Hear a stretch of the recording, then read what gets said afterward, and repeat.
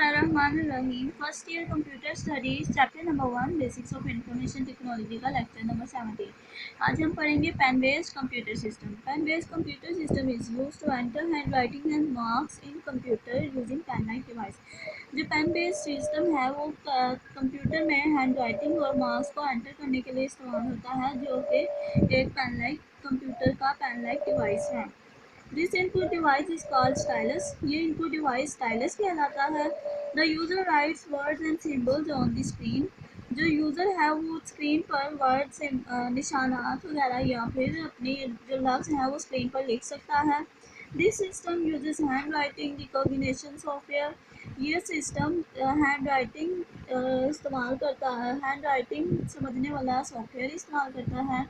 The software translates handwriting characters into a form that can be stored and processed by computer.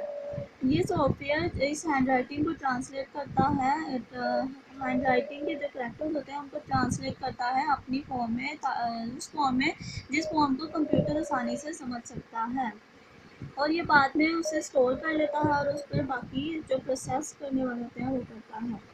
Many hand held computers have pen input. जो बहुत से computers हाथ में इस्तेमाल होने वाले कंप्यूटर्स हैं उनके पास पेन इनपुट होता है। Pen based systems are commonly used to input signatures or messages that are stored as images.